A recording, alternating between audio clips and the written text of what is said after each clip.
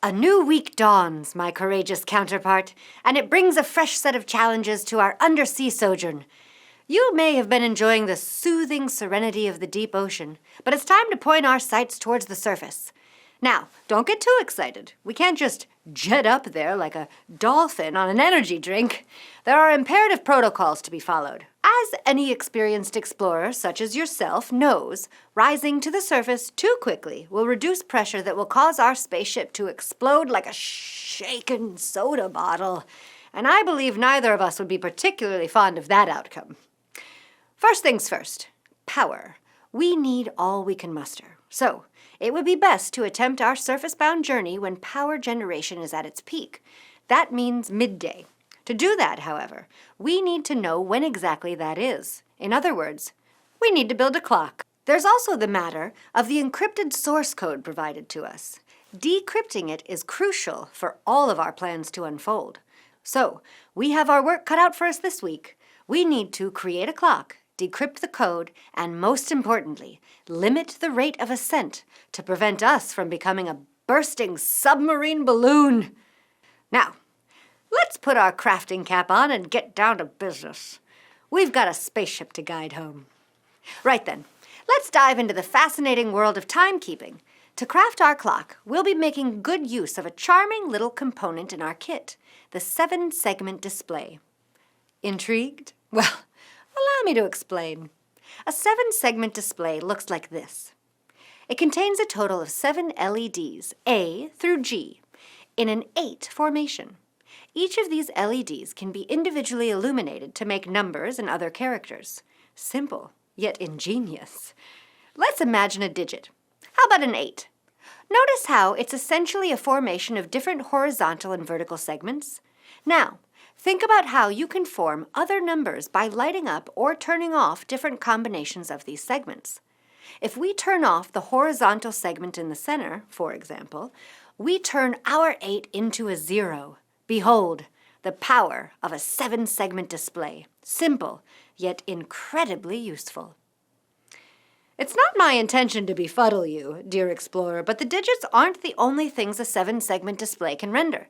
With a bit of creativity, you can also display a few letters and symbols, but we'll save those for later.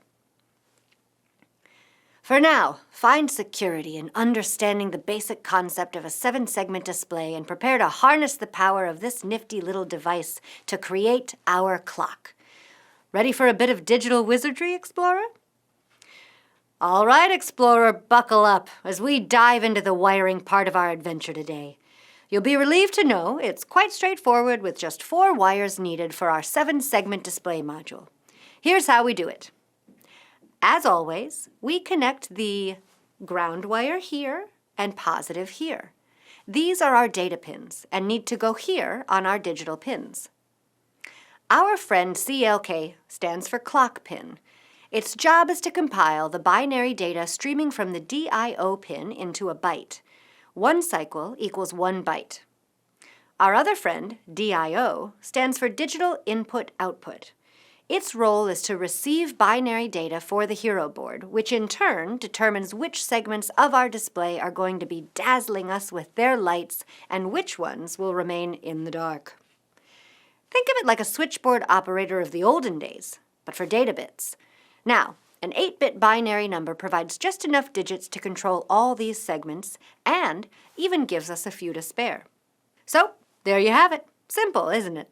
The magic of making numbers out of light is within our grasp, so let's press on, shall we? Now, explorer, we're going to make a bit of a shift from our hardware chat and delve into the coding realm for the day.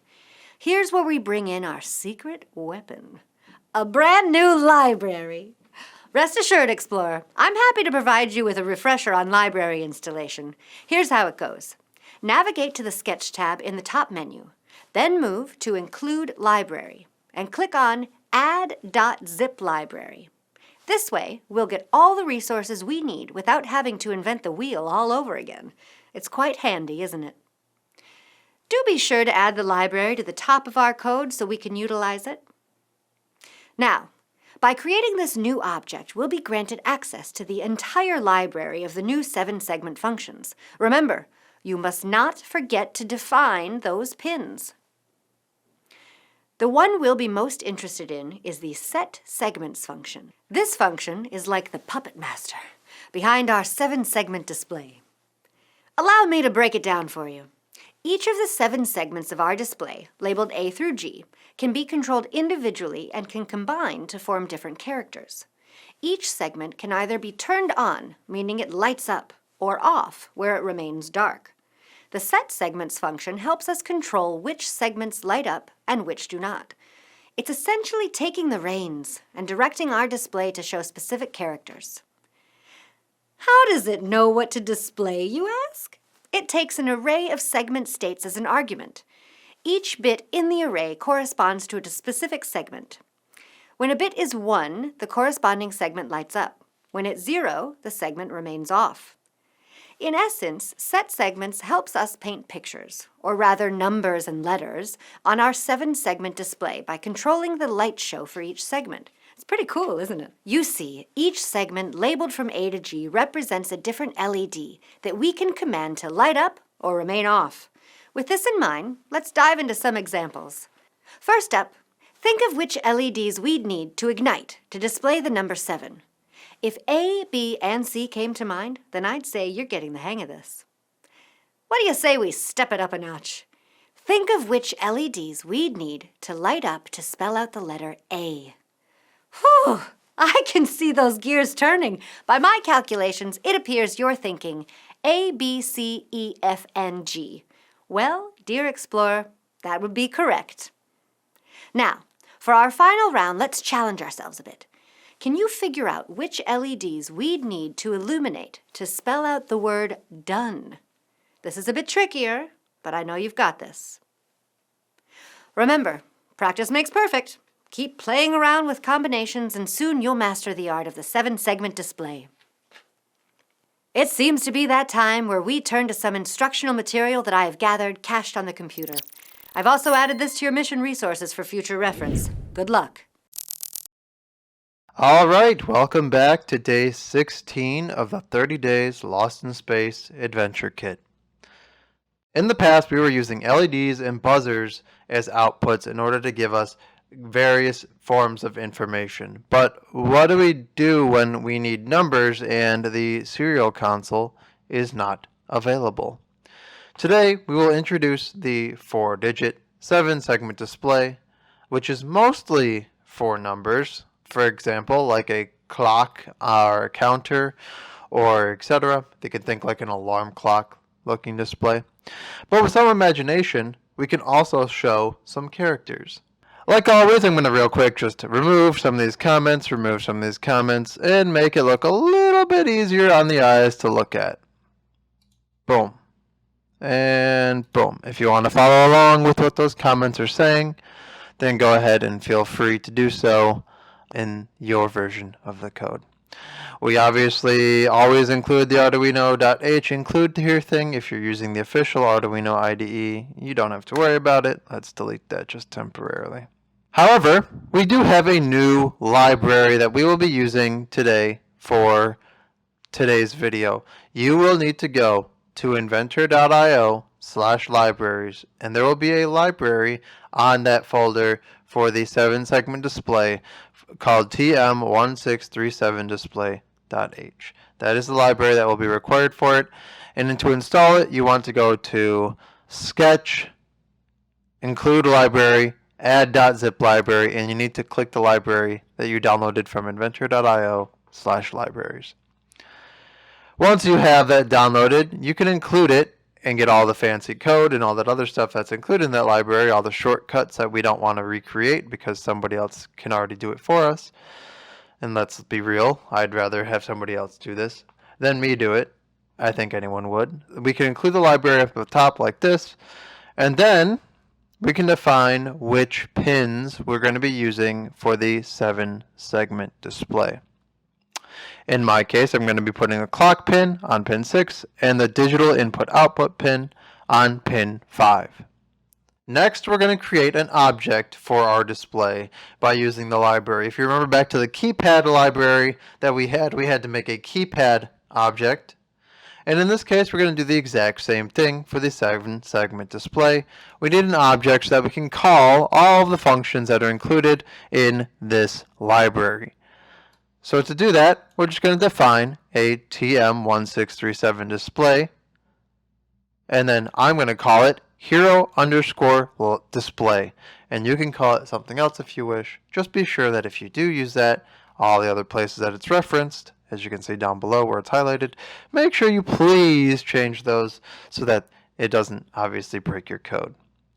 Next, we're going to go it has equals TM1637 display, and then we just simply say what pins are on for the clock and digital output. So clock pin, digital input output pin, which I defined right up here above. Now, one thing you're probably going to want to be asking yourself is, how do I turn on certain parts of the display? How do I make it say specific things? For example, if I wanted it to say 12 o'clock, where it's 1, 2, 0, how do I go about doing that? That doesn't make any sense to me. Well, here, let me show you. There are a few different ways you can make, for example, 12 o'clock is an easy one because the display library here also includes some additional functions for basic numbers. But let's just say you wanted to say something very odd, like the words done, letters D-O-N-E, the word done. If you wanted to do something like that, it gets a little bit more confusing then. What you're going to need is, I'm going to skip this for just a sec. What you need is you need to know how the 7-segment display works. On a 7-segment display, there are 7 segments, essentially 7 LEDs. That's hence the name 7-segment display. Each one can be thought of as this: A, B, C, D, E, F, G. Now this layout here is going to be really useful if you guys want to make your own custom letters. So if you want, for example, B and D and F to be turned on, I don't know why you would want that. Maybe it's just like it doesn't make any sense. It's not a letter. But let's just say you wanted to do actually, here's a better one. Let's say you wanted to display the letter a capital A. All right? You'd want E, F, A, B, D, and G, all to be set to high, and you'd want C to be turned off, essentially set to low. That would make it a capital letter A on the display. One way you can go about doing this is how we did this down below. We have a constant byte done is equal to the following. Here, if we wanted to display a D, for example, a lowercase d, we have segment B, C, D, E, and G. O is everything except for this very middle one. So I'm going to take a random guess here before I just look down below that the only one that's going to be missing in this one is going to be G. And as you can see, I'm exactly right. We have A, B, C, D, E, and F. That's for a capital O or a 0, whatever you want it to be represent. It can technically be both. Then N, and then E. And you'll notice we have them in an array separated by the comma here. To separate, this is the first of the 7-segment displays, the first digit, the second digit, the third digit, and the fourth digit. Remember, we only have 4 digits on this 7-segment display. Only, but also, we do have a total of 4, which is definitely better than 1, or 2 and 3. So, we can display done by defining which segments we want to light up. If we go up here, because I did skip this over, this is essentially a shorthanded way of saying, hey, I want to turn every single LED on this 7-segment display on. All this does is this just puts it into a binary format that just says 1 1 1 1 1 1 1 1 1 1 1 1 1 1. This says everything in this row is a 1, everything in this row is on, everything in this row is on, and everything in this row is on. It's a very shorthanded way of just writing A, B, C, D, E, F, G, A, B, C, D, E, F, G, A, B, C, D, E, F, G, A, B, C, D, E, F, G. So with that, that's just an easy way that we can turn everything on. We might use it later on in the code, so just as like a little debugging thing, so you can feel free to just ignore that for now, but that's just a shorthand. Inside of setup, we're going to need the following done. We're going to want to set the display brightness between 0 and 7. That's essentially, you can think of it as just only having a few bits to work with for what we want to set it to. And we're going to set the brightness level to the maximum, which is 7, not 8, because remember, We start at 0 as programmers, so the largest is going to be allowed is not 8, but 7. And we're going to set the brightness to the maximum amount. You'll notice we don't set certain things as outputs here. And we also didn't do that in the keypad code. We didn't set all 8 pins as outputs. And the reason why is because that is all being handled for us inside of the library. So you don't have to worry about it here, but don't worry, it is being done just inside of the library. So don't worry about that. After setup completes, we can go to loop. Now we're going to show off exactly how all that works. We have a function from the library called clear. So if we do hero display .clear, it's going to turn everything off. Then we're going to delay by a second, and this is just going to show this entire loop's entire function is just to show, hey, this 7-segment display is currently up, wired up correctly, and working, which is all that we really need to get done for today. After that, we're going to go down and we're going to set all the segments to on. And then what we can do that is we can set segments all on, and this is hero display.set segments all on. If you recall, we set the byte up here to simply say all on. Now, if you were to set this to, instead of all on, done, which you can also do like we do down below, that would simply, instead of turning every single light on, it display exactly what you wanted it to say, which is done. So the set segments simply just takes in an input like that one. In this case, we're just turning them all on and then waiting a second. Then we're going to clear it again. So it's simply going to blink all off, all on, all off. Then we're going to do the well-known microwave after a power outage. I'm sure you've seen this before. The power goes off in your house, maybe there's a storm, and when the microwave turns back on, the clock is reset, and you're like, well, it's not 12 at all. It's not even close to it. It's just blinking 12, and that's exactly what we're going to do here. So the .show number decimal EX has an additional parameter to turn on the colon after the second digit. This works really well for the time displays. In this case, that's this right here, and that's the additional parameter that we're going to use to turn on the blink digit. So we want to do the following. We want to do for int I equals 0, I is less than 4, I plus plus. We simply want, so all this is doing here is this is just going to do the following. It's going to loop through it 4 times. That's it. That's all we need to worry about, or 3 or 4 times. So what we're going to do is we're going to go through here. We're going to set 12 o'clock. Now you'll notice we didn't have to say 1200. This library, like I said, includes functionality that makes it really easy to display things like this. Show number display EX 1200 is 12 o'clock. And then we also just want to have this additional parameter here that says, hey, let's make the semicolon on as well. Wait half a second, turn it off. Wait half a second, turn it on again. Off, on, off, on. You know what I mean? So we just turn off and on 3 times. And finally, when we're done with that, after 3 little blinks, we'll hop down below and we'll do the following.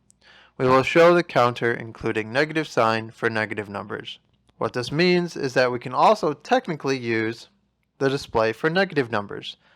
However, note that the maximum negative number that we can display on our display is negative 999. The reason for this is because the leftmost digit of the display has to be, obviously, the negative sign. So we do lose a digit. So the maximum we can display is a little bit less if you go negative. But let's show you how we can do exactly that. We're going to go through this loop, and we're going to say for int I equals negative 100. And we want to go all the way up to 100. So we're going to go from negative 100 to 100, and we're just going to start showing that number on the display. In this case, we're just going to take I each time we go through the loop, which will be whatever iteration of the loop it's going through, and we're just going to show as it goes up and display that on the display. Once we're done, we'll delay by a second, and then we'll turn the display off. Then we're going to display the message done, which we defined up all above, right underneath the all on. And then we're just going to delay by 10 seconds, and then repeat our demo again. And that will repeat infinitely until the end of time. With that, this should now be the end of day 16 of the 30 Days Adventure Kit Code Explanations. Welcome to the Day 16 wiring example video. Today we'll be exploring a new output device, this 4-digit 7-segment LED display. By lighting different segments of the device, we can use it to display simple representations of numbers and letters.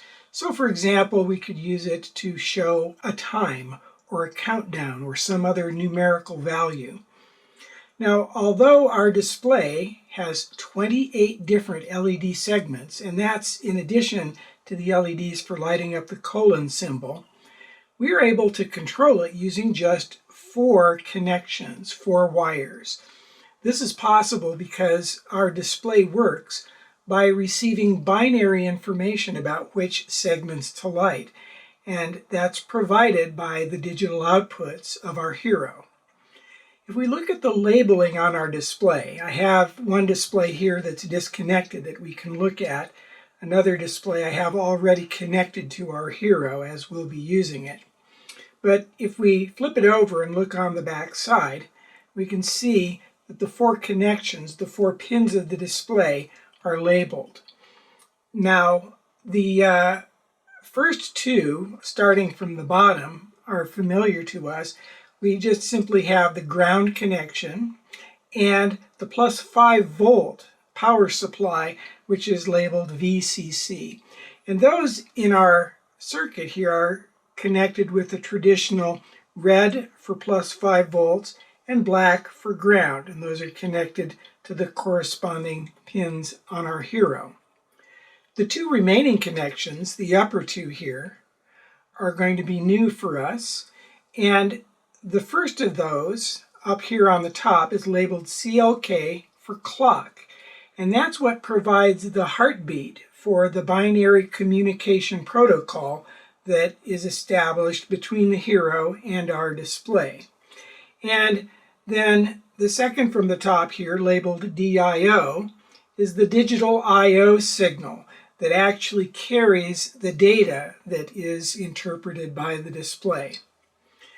Now, in this case, those 2 pins, the clock and the DIO, are connected to our hero on pins 6 and 5 respectively. And you can follow that. You can see that the uppermost pin here, the clock, is connected by this brown wire to pin 6, which is one of the digital outputs of the hero. And this white wire connects the DIO to pin 5 on the hero. So those should agree with what we have in our sketch, and should lead for this to function as we want it to. Now, as we switch our attention over to the programming, it might be rather tedious for us to manually have to hand code in our sketch the binary configuration of all 28 LEDs for every number or letter that we might want to display. But fortunately, we can make use of the handy library routines that have been provided for use on our display in order to output certain pre-programmed sequences of commonly used characters. In our sketch today, we'll illustrate how some of these work and how easy they are to access. Now, before running our sketch, let's just quickly review what our sketch is designed to do and what we expect to see when it runs, so that we'll be able to verify that it's working properly. After setup, we enter loop as usual, and the first thing that loop does is clear the display and wait for 1 second. So we'll watch for that. Next, loop manually sets all the segments to on using the binary code that we've provided in our sketch. This will give us a quick visual indication that all the LEDs are functioning. Then, after 1 more second, the sketch actually pulls a little joke on us by showing the blinking 12 o'clock, which, along with the colon, we've always been used to seeing, say, in our kitchen when the microwave oven loses power. So after having that little laugh on us, blinking 12 o'clock 4 times, the sketch moves on to display both positive and negative integer numbers. And it does that by running through a count up from minus 100 all the way up to positive 100. Now after that sequence of number displays is finished, the display is cleared, and for the finale we again use a manual segment binary coding that we've provided in our sketch to display a crude representation of the word done, D-O-N-E. This whole sequence of events, of course, will all repeat indefinitely, at least until the hero is turned off or reset.